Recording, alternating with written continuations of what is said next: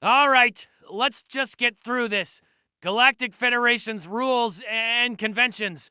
Yeah, because that's what the universe needs, more rules from a bunch of intergalactic pencil pushers. Probably some stupid new initiative to improve interspecies harmony or some other bureaucratic horseshit. Preamble, we, the unified sentient species of the Milky Way and beyond, in order to form a more perfect union, establish justice, ensure domestic tranquility, provide for the common defense, promote the general welfare, and secure the blessings of liberty to ourselves and our posterity. Do ordain and establish this Constitution for the Galactic Federation. Oh, sure you do. And I'm a sentient pile of garbage with a heart of gold. This is the boilerplate, folks. The we promise not to screw you over to much part.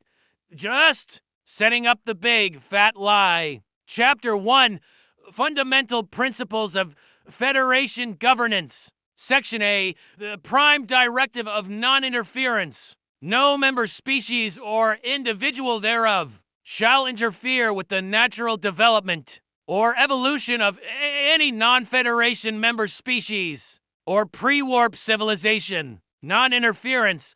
That's rich.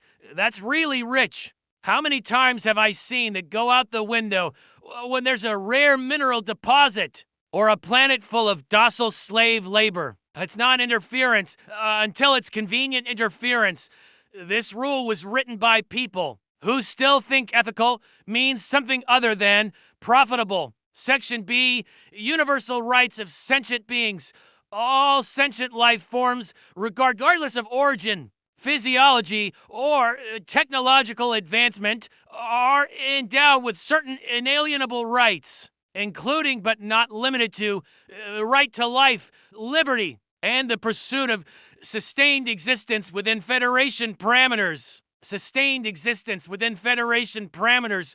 Wow, what inspiring poetry. So, you have the right to exist, as long as you're not in the way, or too much trouble, or a threat to their arbitrarily assigned parameters.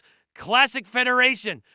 It's like giving a mouse the right to cheese, as long as the cheese is made of poison and stored in a cat's mouth. All right, let's just fast forward through the interstellar diplomacy section.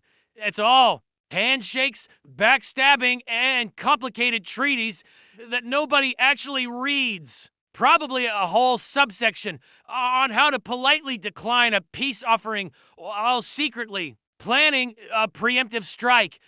Chapter 4, Interspecies Commerce and Trade Regulations. Subsection for Point 1, Standardized Galactic Currency and Exchange Rates.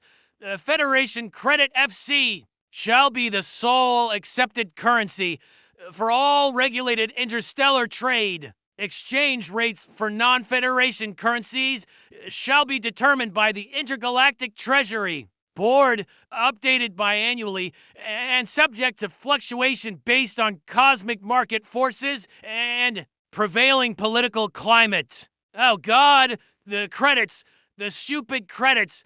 Do you know how many times I've had to convert some highly valuable, ancient alien artifact into these worthless pieces of digital confetti that's designed to funnel everything through their system? It's a cosmic monopoly, and biannually, that means they'll change it whenever they feel like it, probably right after you make a big score. Subsection for Point 2, permitting for warp travel and hyperspace lane usage. All vessels exceeding Class 3 propulsion capabilities must obtain a valid warp travel permit WTP and adhere to designated hyperspace lanes.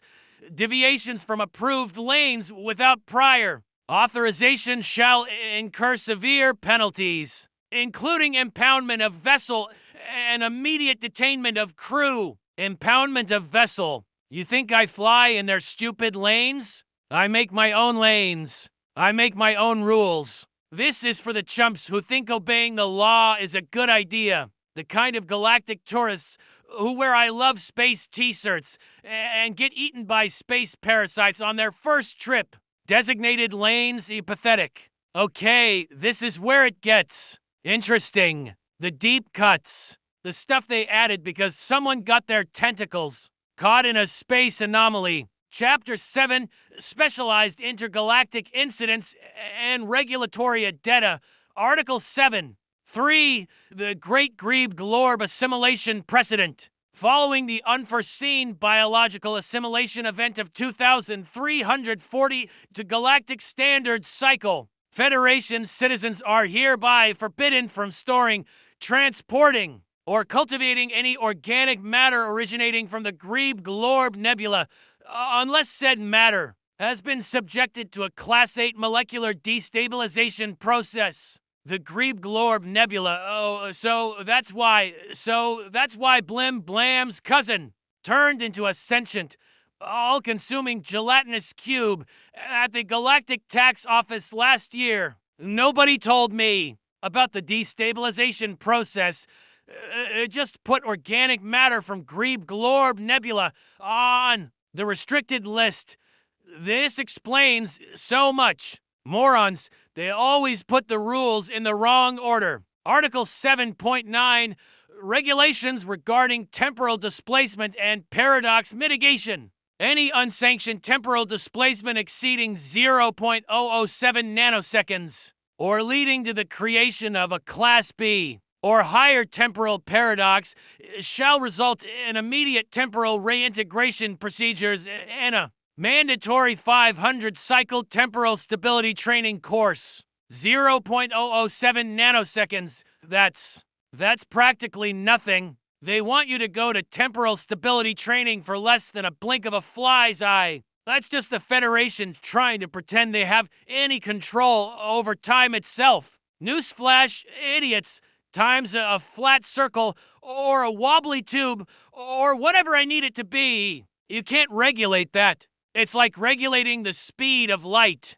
Good luck, losers. Ugh, more rules about asteroid mining, more rules about cargo manifests, more rules about acceptable levels of atmospheric pollution.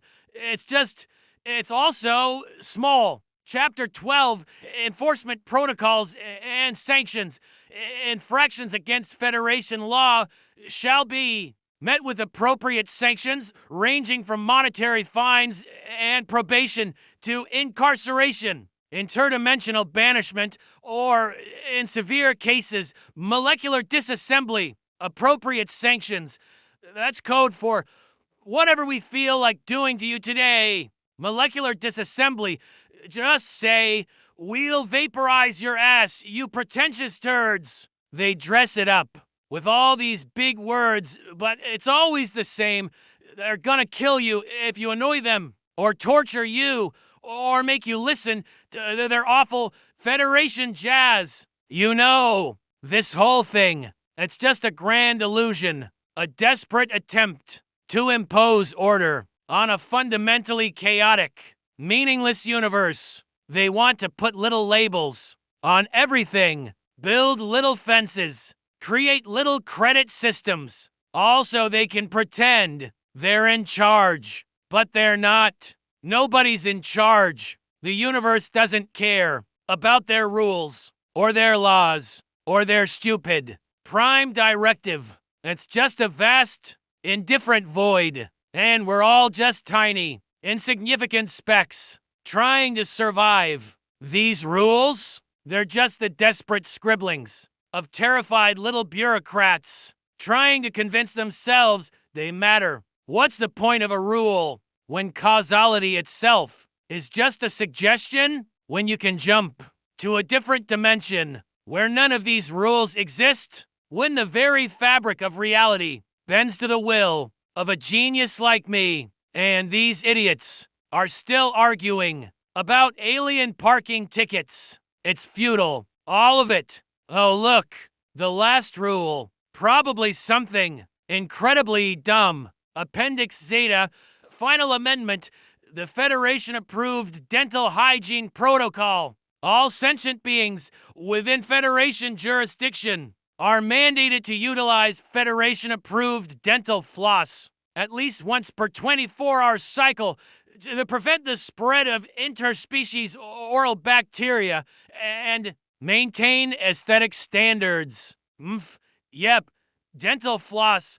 That's how they end it. You know what? I'm gonna go make my own damn dental floss, and it's gonna be made of concentrated nihilism and pure spite, and it's gonna be awesome.